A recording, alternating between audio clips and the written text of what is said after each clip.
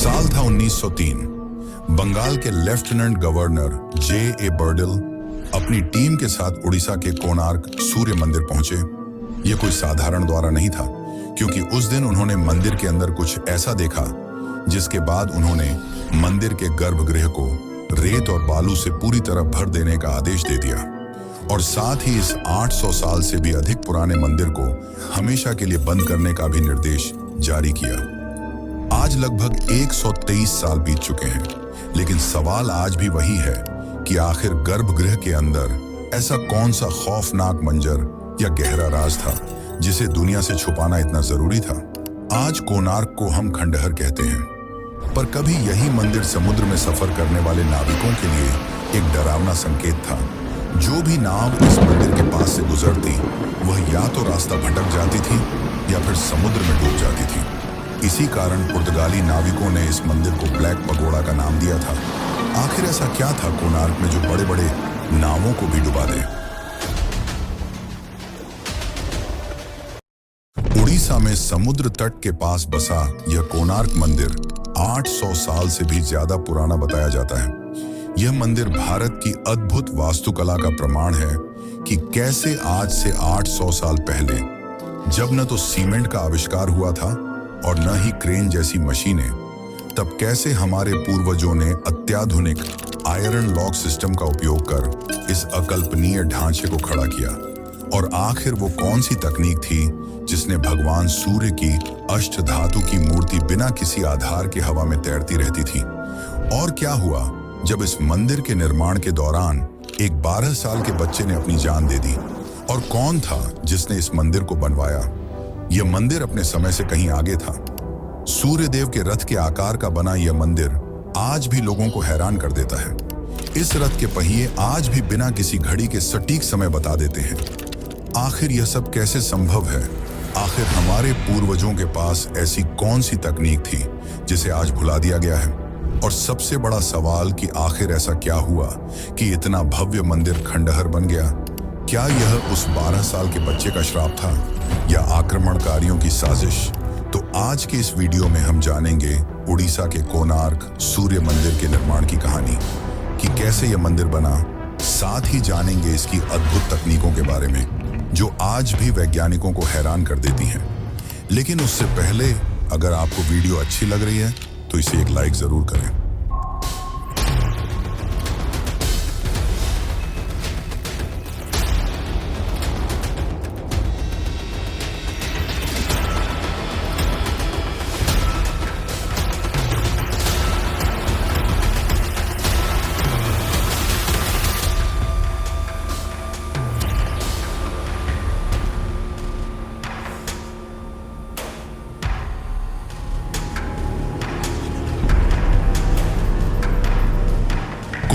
की भव्यता को समझने के लिए हमें इतिहास के पन्नों से भी पीछे द्वापर युग के उस कालखंड में जाना होगा जहां इस मंदिर की नींव एक राजा की महत्वाकांक्षा से नहीं बल्कि एक पुत्र के पश्चाताप से पड़ी थी। यह कहानी है भगवान श्री कृष्ण और जाम्बवती के पुत्र सांब की, जो अपनी अकल्पनीय सुंदरता और आकर्षक व्यक्तित्व के लिए पूरे आर्यावर्त में प्रसिद्ध थे। लेकिन यही सुंदरता उनके अहंकार का कारण बन गई और वे अक्सर ऋषियों और बड़ों का उपहास उड़ाया करते थे।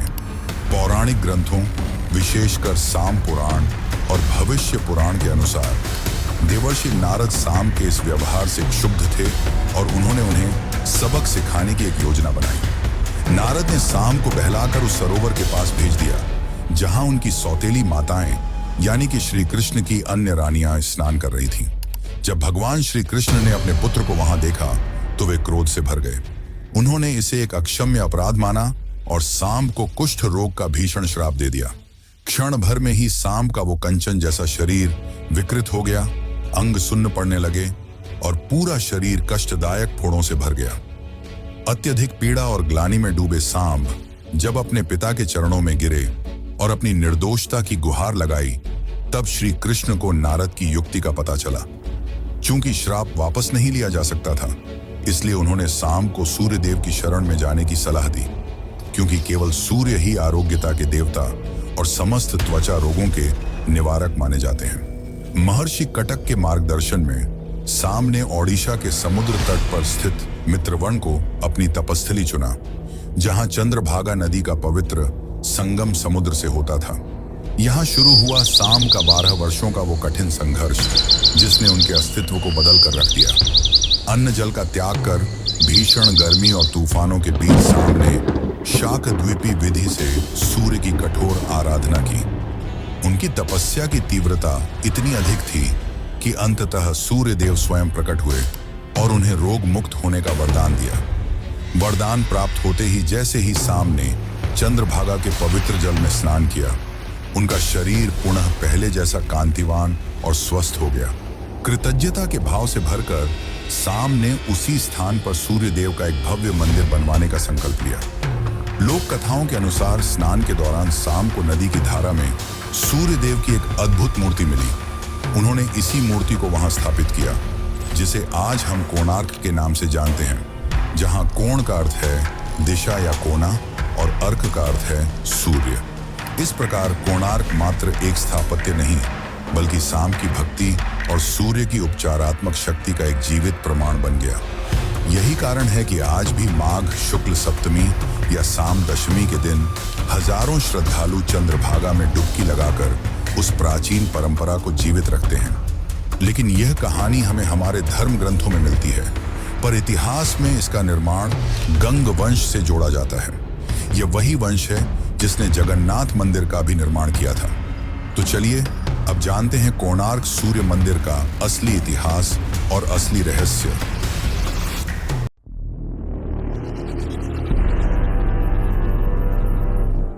समय के साथ ओडिशा का यह स्थान प्रसिद्ध होने लगा। दूसरी शताब्दी ईस्वी में ग्रीक भूगोलवेत्ता क्लॉडियस टॉलेमी यहां आए थे और उन्होंने इस स्थान को कन्नागरा के नाम से एक प्रसिद्ध बंदरगाह बताया। उनके बाद 7वीं शताब्दी ईस्वी में चीनी यात्री हुएन त्सांग यहां आए और उन्होंने यहां कई भव्य और ऊंची इमारतों का वर्णन किया, जहां विभिन्न धर्मों के लोग रहते थे। लेकिन इसका असली इतिहास तो 13वीं शताब्दी में शुरू होता है। 13वीं शताब्दी आते आते यह क्षेत्र समुद्री व्यापार, बंदरगाह गतिविधियों और सीमा संघर्षों सबका केंद्र बन चुका था और इस समय गंगवंश यहां शासन कर रहा था। इतिहासकारों और पुरातत्वविदों के अनुसार जिस मंदिर को आज हम देख रहे हैं, वह सूर्य देव की आराधना का चौथा और सबसे विशाल स्वरूप है। इस अद्भुत संरचना का निर्माण पूर्वी गंग वंश के प्रतापी राजा लांगलू नरसिंह देव प्रथम के शासनकाल में हुआ था। ऐतिहासिक दस्तावेजों, खासकर केंडू ताम्रपत्र शिलालेख के अनुसार इस मंदिर का निर्माण कार्य 1238 ईस्वी से 1264 ईस्वी के बीच संपन्न हुआ था। लेकिन इस महापरियोजना के पीछे एक अत्यंत भावनात्मक और धार्मिक प्रेरणा जुड़ी थी, और वो प्रेरणा थी राजमाता कस्तूरी देवी की एक प्रसिद्ध ऐतिहासिक प्रसंग के अनुसार। राजमाता ने अपने पुत्र नरसिंह देव को याद दिलाया था कि उनके पूर्वजों ने जिस तरह पुरी में भगवान जगन्नाथ का विश्व प्रसिद्ध मंदिर बनवाया, जो आज भी करोड़ों लोगों की आस्था का केंद्र है, उन्होंने आग्रह किया कि सूर्य देव, जिनके बिना पृथ्वी पर जीवन संभव नहीं है, उनके सम्मान में एक ऐसा अद्वितीय मंदिर बनाया जाए जो जगन्नाथ मंदिर की भव्यता को टक्कर दे सके और गंग वंश की शक्ति को पूरी दुनिया के सामने प्रदर्शित करे। माता के इसी संकल्प को पूरा करने के लिए राजा ने अपने राज्य के खजाने का एक बड़ा हिस्सा और 12 वर्षों का राजस्व इस मंदिर के निर्माण में लगा दिया। यह मंदिर केवल एक धार्मिक स्थल नहीं, बल्कि एक राजनैतिक घोषणा भी थी, क्योंकि नरसिंह देव प्रथम ने उस दौर में कई विदेशी आक्रमणकारियों को परास्त किया था और यह मंदिर उनकी उन विजयों का एक विजय स्तंभ माना जाता है। इतिहास के गलियारों में इस मंदिर की भव्यता का जिक्र सम्राट अकबर के दरबारी इतिहासकार अबुल फजल ने अपनी प्रसिद्ध पुस्तक आईने ए अकबरी में भी किया है। 1580 ईस्वी में जब अबुल फजल ने ओडिशा का दौरा किया तो वे इस मंदिर को देखकर दंग रह गए थे। उन्होंने लिखा था कि इस मंदिर की सुंदरता और इसके निर्माण की लागत का अंदाजा लगाना भी मुश्किल है। उनके विवरण से यह भी स्पष्ट होता है कि 16वीं शताब्दी के अंत तक यह मंदिर सुरक्षित और पूजा अर्चना के लिए सक्रिय था। पुरातत्वविदों का मानना है कि मंदिर की नींव रखने के लिए समुद्र के पास की भूमि को विशेष रूप से तैयार किया गया था और चंद्रभागा नदी का मार्ग इस मंदिर के धार्मिक और वैज्ञानिक महत्व को ध्यान में रखकर चुना गया था। लेकिन इस मंदिर का निर्माण इतना भी आसान नहीं था। 12 वर्षों का लंबा समय, 1200 से ज्यादा कारीगर और एक 12 साल के मासूम बच्चे की आहुति, इस मंदिर को इसने सदैव के लिए अमर तो बना दिया, लेकिन एक श्राप के साथ। तो चलिए अब जानते हैं मंदिर के निर्माण की कहानी।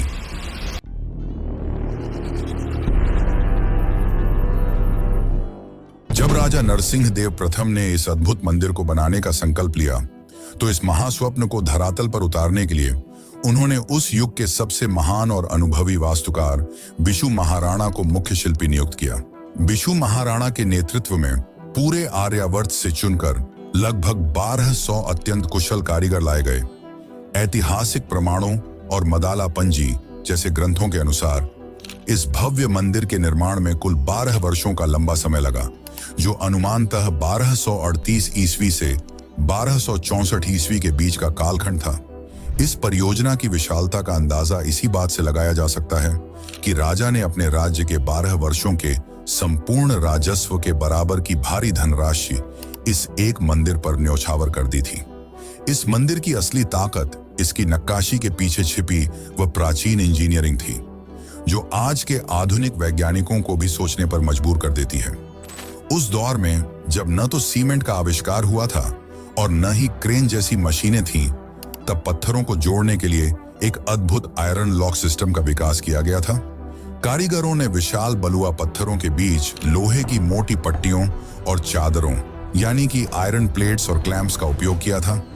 इन लोहे की प्लेट्स को पत्थरों के खांचों में इस तरह फिट किया गया था कि वे एक दूसरे को मजबूती से जकड़ लें, जिसे आज हम आधुनिक इंटरलॉकिंग सिस्टम कहते हैं।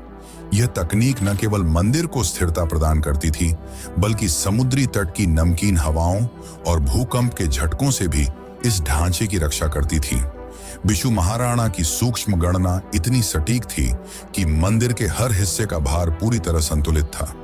सबसे चौंकाने वाली बात यह थी कि इन लोहे की परतों का इस्तेमाल सिर्फ मजबूती के लिए ही नहीं, बल्कि एक विशाल चुंबकीय क्षेत्र तैयार करने के लिए भी किया गया था, जो आगे चलकर भगवान सूर्य की मूर्ति को हवा में स्थिर रखने का आधार बनी।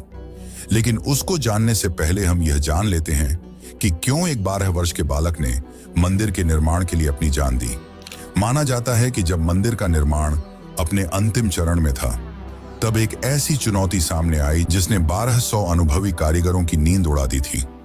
मंदिर का मुख्य ढांचा तो तैयार हो गया था, लेकिन उसके शिखर पर कलश स्थापित नहीं हो पा रहा था, जिसे कुछ जगहों पर एक भारी 52 टन का चुंबक यानी कि मैग्नेट बताया जाता है, जो इस मंदिर की मुख्य प्रतिभा थी, क्योंकि इसके बिना मंदिर अधूरी थी।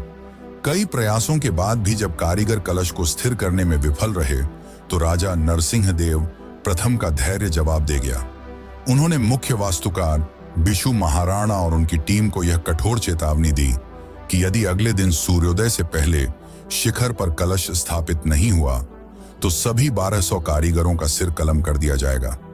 निर्माण स्थल पर मौत का सन्नाटा पसर गया था, क्योंकि सदियों पुरानी इंजीनियरिंग की समझ उस एक बिंदु पर आकर हार मान चुकी थी। ठीक उसी समय बिशु महाराणा का 12 वर्षीय पुत्र धर्मपद, जिसे धर्मपद भी कहा जाता है, वहां पहुंचा, जिसने जन्म के बाद से अपने पिता का चेहरा कभी नहीं देखा था। बालक धर्मपद अपनी मां से अनुमति लेकर अपने पिता से मिलने आया था, लेकिन वहां का माहौल देखकर वह दंग रह गया। जब उसे पता चला कि उसके पिता और 1200 कारीगरों की जान खतरे में है, तो उसने अपनी असाधारण मेधा और इंजीनियरिंग सूझबूझ का परिचय दिया। धर्मपद को पता था कि मंदिर के चुंबकीय क्षेत्र में तीसरे मैग्नेट को किस तरह संतुलित किया जाता है। पिता की अनुमति लेकर वह नन्हा बालक अंधेरी रात में मंदिर के विशाल शिखर पर चढ़ा और कुछ ही घंटों में उसने कलश को पूरी निपुणता के साथ स्थापित कर दिया। वो कार्य जिसे दिग्गज शिल्पकार 12 वर्षों में भी नहीं कर पाए थे। सुबह जब सूरज की पहली किरण ने मंदिर के शिखर को छुआ, तो राजा और सभी कारीगर यह चमत्कार देखकर दंग रह गए। लेकिन यह जीत एक बड़े संकट की आहट भी थी। कारीगरों के बीच यह डर फैल गया कि जब राजा को पता चलेगा कि 1200 अनुभवी शिल्पकार जो नहीं कर सके, वह एक 12 साल के बालक ने कर दिखाया, तो राजा उन सभी को अयोग्य मानकर दंडित कर सकता है। अपने पिता के सम्मान और 1200 कारीगरों की जान बचाने के लिए धर्मपद ने एक ऐसा फैसला लिया जिसे सुनकर आज भी आंखें नम हो जाती हैं। अपनी सफलता का जश्न मनाने के बजाय उस वीर बालक ने मंदिर के शिखर से चंद्रभागा नदी में छलांग लगा दी और अपने प्राणों की आहुति दे दी। लेकिन उसका बलिदान व्यर्थ नहीं गया। जिसे आज दुनिया डायमैग्नेटिक फील्ड कहती है, उसे हमारे भारत में 800 साल पहले ही निर्माण कर दिया गया था, जो यहाँ की उड़ती हुई सूर्य देव की मूर्ति का आधार शिला बनी। साथ ही सूर्य देव के रथ के वो 7 घोड़े जो महान वैज्ञानिक आइजैक न्यूटन की थ्योरी को भी पहले से बताती है, और साथ ही इन रथों पर लगे पहिए जो आज भी सटीक समय बता देते हैं, जो हैरान करने वाला है। इस मंदिर के इन रहस्यों को जानकर आप भी चौंक जाएंगे। तो चलिए अब हम इन रहस्यों को जानते हैं। लेकिन उससे पहले अगर आपको वीडियो अच्छी लग रही है तो इसे अपने मित्रों और रिश्तेदारों को भी जरूर शेयर करें, ताकि वे भी हमारे भारत के अद्भुत और रहस्यमयी मंदिरों के बारे में जान सकें।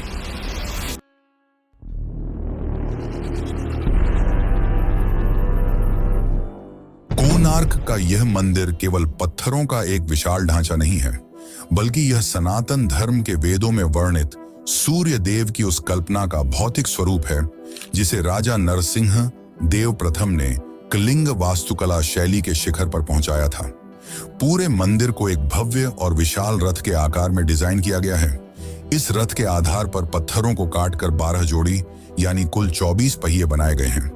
ये 24 पहिए साल के 12 महीनों के प्रतीक हैं और इनमें से प्रत्येक पहिया समय के चक्र को दर्शाता है। आश्चर्य की बात यह है कि ये केवल सजावटी पहिए नहीं हैं, बल्कि ये एक सटीक समय यंत्र की तरह काम करते हैं। हर पहिए में 16 तीलियां हैं, 8 बड़ी और 8 छोटी।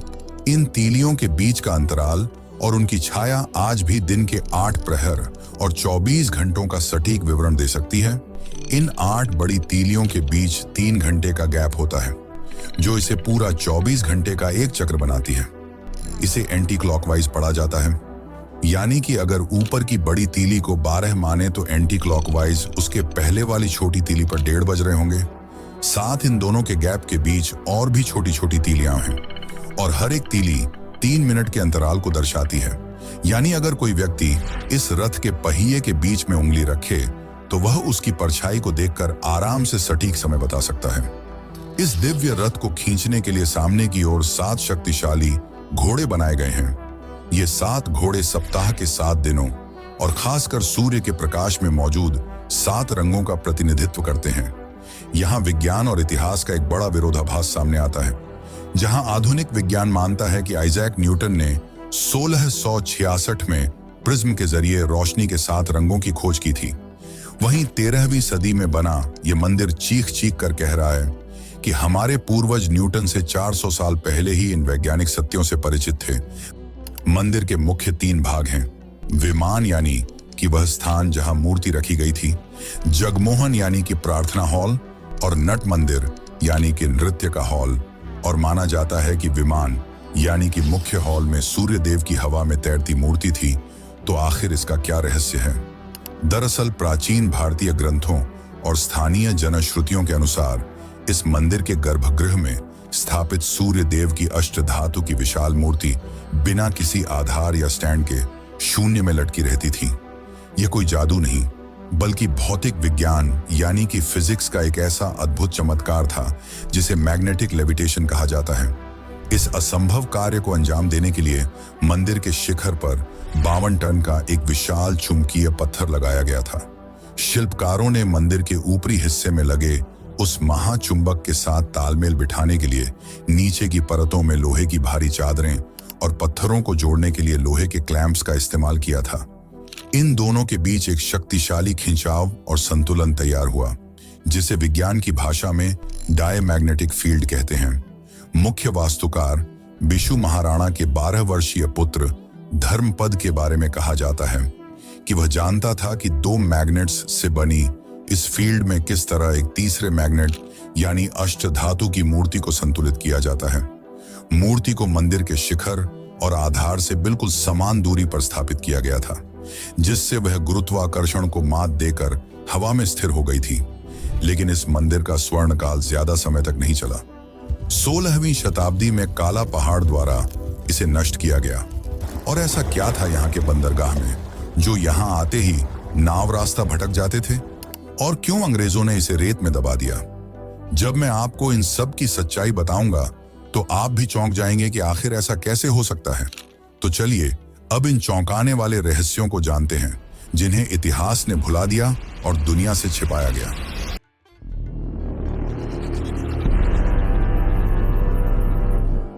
कोणार्क की भव्यता और विज्ञान की अजेय शक्ति पर ग्रहण तब लगा जब 16वीं शताब्दी में विदेशी आक्रमण की काली आंधी ओडिशा के तट तक पहुंची। इतिहासकारों और प्राचीन अभिलेखों के अनुसार मंदिर के पतन की सबसे विनाशकारी घटना बंगाल सल्तनत के सुल्तान सुलेमान खान कर्रानी के जनरल काला पहाड़ के आक्रमण से जुड़ी है। साल 1568 के आसपास काला पहाड़ ने ओडिशा के कई प्रमुख मंदिरों को निशाना बनाया, जिनमें जगन्नाथपुरी और कामाख्या देवी मंदिर के साथ साथ कोणार्क का सूर्य मंदिर भी शामिल था। जगन्नाथ मंदिर के ऐतिहासिक वृत्तांत मदाला पंजी में इस हमले का रोंगटे खड़े कर देने वाला विवरण मिलता है। कहा जाता है कि काला पहाड़ मूल रूप से एक पवित्र वैष्णव ब्राह्मण था जिसका नाम राजीव लोचन रॉय या काला चंद राय था। सुल्तान की बेटी गुलनाज से प्रेम और उसे पाने के लिए इस्लाम स्वीकार करने के बाद वह हिंदू मंदिरों का कट्टर शत्रु बन गया था। जब काला पहाड़ की सेना ने कोणार्क मंदिर में प्रवेश किया तो वे वहां के अद्भुत दृश्य को देखकर दंग रह गए। मंदिर के गर्भगृह में भगवान सूर्य की विशाल मूर्ति बिना किसी सहारे के हवा में तैर रही थी। काला पहाड़ ने मंदिर को तोड़ने की कोशिश की, पर इसके अद्भुत आयरन लॉक सिस्टम और गहन कारीगरी के चलते वह उसे पूरी तरह नहीं तोड़ पाया। फिर भी माना जाता है कि काला पहाड़ ने मंदिर को अच्छा खासा नुकसान पहुंचाया, लेकिन इतिहास के पन्नों में कोणार्क के पतन की कहानी केवल जमीनी आक्रमणों तक सीमित नहीं है, बल्कि इसका एक गहरा और रहस्यमयी संबंध विशाल समुद्र और उन विदेशी नाविकों से भी है जो बंगाल की खाड़ी से होकर गुजरते थे। 16वीं और 17वीं शताब्दी के दौरान पुर्तगाली नाविकों और यूरोपीय व्यापारियों के बीच यह मंदिर ब्लैक पगोड़ा के नाम से कुख्यात हो गया था। लेकिन कोणार्क को काला या ब्लैक कहने के पीछे इसका गहरा रंग नहीं था, बल्कि वह डर था जो इस मंदिर से जुड़े चुंबकीय रहस्यों के कारण समुद्र में फैला हुआ था। जैसा कि मैंने आपको पहले बताया कि मंदिर के शिखर पर लगा 52 टन का विशाल चुंबकीय पत्थर लगा था, जो इतना शक्तिशाली था कि उसका प्रभाव कई किलोमीटर दूर समुद्र तक महसूस किया जाता था। उस दौर के पुर्तगाली नाविकों के वृत्तांतों और समुद्री डायरियों में यह दर्ज है कि जब भी उनके जहाज कोणार्क के तट के पास से गुजरते थे तो उनके नेविगेशन कंपास अचानक काम करना बंद कर देते थे। कंपास की सुई चुंबकीय खिंचाव के कारण पागलों की तरह घूमने लगती थी, जिससे जहाज अपनी सही दिशा भटक जाते थे। इतना ही नहीं, यह चुंबकीय बल जहाजों के लोहे के हिस्सों को अपनी ओर इस कदर खींचता था कि कई जहाज अनियंत्रित होकर तट की चट्टानों से टकरा जाते थे और दुर्घटनाग्रस्त होकर डूब जाते थे। समुद्री व्यापार में हो रहे इस भारी नुकसान और लगातार होते जहाज हादसों ने विदेशी व्यापारियों और नाविकों के मन में इस मंदिर के प्रति एक खौफ पैदा कर दिया था। अपनी सुरक्षा और नेविगेशन सिस्टम को बचाने के लिए पुर्तगाली नाविकों ने एक दुस्साहसी कदम उठाने का फैसला किया। ऐतिहासिक दावों के अनुसार उन्होंने मंदिर पर धावा बोला और इसके शीर्ष पर लगे उस विनाशकारी शक्तिशाली चुंबक को निकाल लिया। उनका मानना था कि इस चुंबक को हटा देने से समुद्र में उनके जहाज सुरक्षित रहेंगे। उन्होंने इस चुंबक को अपने जहाज में लाद कर अपने देश ले जाने की कोशिश की, लेकिन इस एक घटना ने कोणार्क के भविष्य को हमेशा के लिए बदल दिया। जैसे ही वह केंद्रीय चुंबकीय पत्थर हटाया गया, पूरे मंदिर की संरचना का संतुलन बिगड़ गया। पत्थरों को थामे हुए आयरन लॉक सिस्टम ने अपनी पकड़ खो दी और देखते ही देखते वह भव्य ढांचा अपनी स्थिरता खोकर क्षतिग्रस्त होने लगा। जब मंदिर की संरचना कमजोर होने लगी और आक्रमणकारियों का खतरा बढ़ गया, तब मंदिर की पवित्रता को बचाने के लिए वहां के पुजारियों ने एक साहसी कदम उठाया। विनाश से बचाने के लिए पुजारियों ने सूर्य देव की मुख्य मूर्ति को मंदिर से निकाल लिया और कई वर्षों तक उसे रेत के नीचे छिपा कर रखा। जैसे ही मंदिर से मुख्य मूर्ति हटाई गई, वहां श्रद्धालुओं और भक्तों का आना बंद हो गया, जिससे रख रखाव के अभाव में मंदिर धीरे धीरे एक वीरान खंडहर में बदल गया। कालांतर में सुरक्षा की दृष्टि से इस दिव्य मूर्ति को पुरी ले जाया गया और वहां जगन्नाथ मंदिर के प्रांगण में स्थित इंद्र मंदिर में स्थापित कर दिया गया। हालांकि आज भी यह बहस का विषय है कि क्या नई दिल्ली के राष्ट्रीय संग्रहालय में रखी सूर्य प्रतिमा ही कोणार्क की असली मुख्य मूर्ति है। 18वीं शताब्दी के अंत तक सूर्य भगवान का यह भव्य धाम एक घने जंगल में तब्दील हो गया था, जहां दिन के उजाले में भी इंसान जाने से कतराते थे, और यह उस गौरवशाली मंदिर का अंत था। पर फिर ब्रिटिश इंडिया में आए और उन्होंने इस खंडहर हो चुके कोणार्क मंदिर को खोज निकाला।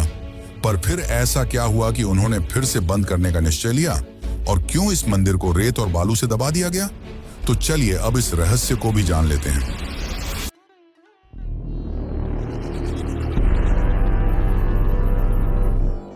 कई 100 सालों तक घने जंगलों में खंडहर की तरह पड़े रहने के बाद साल 1837 में एक स्कॉटिश इतिहासकार जेम्स फर्गुसन यहां आए, जिन्होंने अपनी खोज और अद्भुत रेखा चित्रों के जरिए इस भूले बिसरे चमत्कार को फिर से दुनिया के नक्शे पर लाया। फिर आया साल 1903, एक ऐसा साल जिसने कोणार्क सूर्य मंदिर के भाग्य को अगले 125 सालों के लिए एक गहरे अंधकार और सन्नाटे में धकेल दिया। बंगाल के तत्कालीन लेफ्टिनेंट गवर्नर जेम ए बर्डिलन अपनी विशेषज्ञ टीम के साथ इस भव्य मंदिर का मुआयना करने पहुंचे थे। मंदिर की जर्जर हालत और गिरते हुए पत्थरों को देखकर उन्होंने एक ऐसा ऐतिहासिक और चौंकाने वाला फैसला लिया जिसने इतिहासकारों को आज भी सोचने पर मजबूर कर दिया है। उन्होंने आदेश दिया कि मंदिर के मुख्य सभा स्थल, जिसे असेंबली हॉल यानी कि जगमोहन कहा जाता है, उसके चारों द्वारों को हमेशा के लिए पत्थर की दीवारों से सील कर दिया जाए और इसके भीतर के विशाल खाली हिस्से को लाखों टन रेत और बालू से पूरी तरह भर दिया जाए। माना जाता है कि उन्होंने मंदिर को टूटने से बचाने के लिए ऐसा किया, पर यह कोई साधारण मरम्मत का काम नहीं था, बल्कि एक चलती फिरती ऐतिहासिक संरचना को जीवित दफन करने जैसा फैसला था। सवाल आज भी बना हुआ है कि क्या यह निर्णय वाकई केवल मंदिर को गिरने से बचाने के लिए लिया गया था, या फिर गवर्नर ने उस अंधेरे के भीतर कुछ ऐसा देख लिया था जिससे वह भयभीत हो गए थे। इस फैसले के बाद शुरू हुई 120 से भी अधिक वर्षों की एक ऐसी लंबी खामोशी जिसने कोणार्क को भारत के सबसे रहस्यमयी सील्ड मॉन्यूमेंट्स की सूची में सबसे ऊपर खड़ा कर दिया। 1903 के बाद से आज तक दुनिया का कोई भी इंसान, चाहे वह बड़ा वैज्ञानिक हो या इतिहासकार, उस गर्भगृह की चौखट को पार नहीं कर पाया है। पिछले 123 वर्षों से यह मंदिर अपने भीतर के रहस्यों को रेत की परतों के नीचे दबाए हुए खड़ा है। लोग अक्सर पूछते हैं कि आखिर दुनिया की इतनी बड़ी और आधुनिक तकनीक होने के बावजूद क्या हम 125 साल में एक बार भी उस दरवाजे को खोलने की हिम्मत नहीं जुटा पाए? क्या यह महज एक तकनीकी रुकावट है, या फिर कोई ऐसा डर जो आज भी पुरातत्वविदों को अंदर जाने से रोकता है? लेकिन फिर आया साल 2022। भारत सरकार और भारतीय पुरातत्व सर्वेक्षण यानी कि ASI ने एक ऐतिहासिक फैसला लेते हुए इस मंदिर के गर्भगृह से रेत निकालने और इसके बंद दरवाजों को खोलने की योजना बनाई।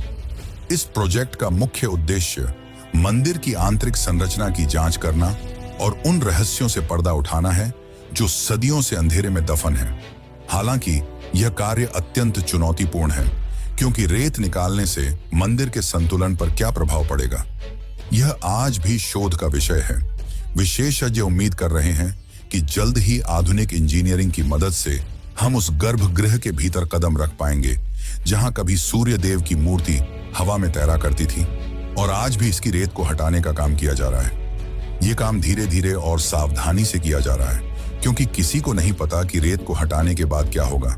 लेकिन फिर आज के टाइम में, यानी कि दिसंबर 2025 में, ASI ने उसी बंद हिस्से के भीतर की स्थिति समझने और भविष्य में सुरक्षित तरीके से सैंड इवैक्यूएशन की दिशा में सबसे सेंसिटिव काम शुरू किया, यानी कि कोर ड्रिलिंग। हिंदुस्तान टाइम्स के अनुसार ASI के सुपरिंटेंडिंग आर्कियोलॉजिस्ट DB गणनायक ने बताया कि कोर ड्रिल का उद्देश्य दीवार की स्ट्रेंथ और थिकनेस समझना है, ताकि उसी के आधार पर आगे स्ट्रक्चर को स्ट्रेंथन करने के स्टेप्स तय किए जा सकें। टेलीग्राफ की रिपोर्ट बताती है कि एएसआई ने आईआईटी मद्रास के साथ मिलकर एक डिटेल्ड स्ट्रक्चरल असेसमेंट शुरू किया है। यानी रेत निकालने से पहले क्या निकालना सेफ है, यह वैज्ञानिक तरीके से तय किया जा रहा है। टाइम्स ऑफ इंडिया की रिपोर्टिंग इस रहस्य में एक और कॉन्क्रीट डेटा जोड़ती है कि हाल की ड्रिलिंग में यह संकेत मिला कि जो सैंड कभी टॉप तक भरी हुई मानी जाती थी, वह अब बैठकर लगभग 13.5 मीटर नीचे सेटल हो चुकी है। कोणार्क का सूर्य मंदिर केवल एक धार्मिक स्थल या प्रार्थना घर नहीं था, यह प्राचीन भारत का एक जीवंत विश्वविद्यालय और ज्ञान का इंसाइक्लोपीडिया था। जहां आज के मंदिरों में अक्सर केवल आस्था और व्यापार दिखाई देता है, वहीं 800 साल पहले बना यह मंदिर विज्ञान, खगोल शास्त्र, गणित और कला का एक ऐसा केंद्र था जहां हर धर्म और संप्रदाय के लोग आकर शिक्षित हो सकते थे। यह मंदिर हमारे पूर्वजों के उस उन्नत विज्ञान का प्रमाण है जो आज के दौर से कहीं आगे था। कोणार्क की ये दीवारें आज भी हमें पुकार रही हैं कि हम अपनी गौरवशाली विरासत को पहचानें और उस ज्ञान को फिर से जीवित करें जिसे समय की रेत ने ढंक दिया है। और अगर आपको इस मंदिर के रहस्यों और इतिहास ने चौंकाया है, तो ओडिशा के जगन्नाथ मंदिर का रहस्य तो आपको हिलाकर रख देगा। तो अगर आप जगन्नाथ मंदिर के बारे में भी जानना चाहते हैं, तो हमारे चैनल पर जाकर ये वीडियो जरूर देखें। और अगर आप इसी तरह के डॉक्यूमेंट्री वीडियो देखना चाहते हैं, तो हमारे चैनल को सब्सक्राइब जरूर करें। बाकी इस वीडियो को अंत तक देखने के लिए आपका धन्यवाद।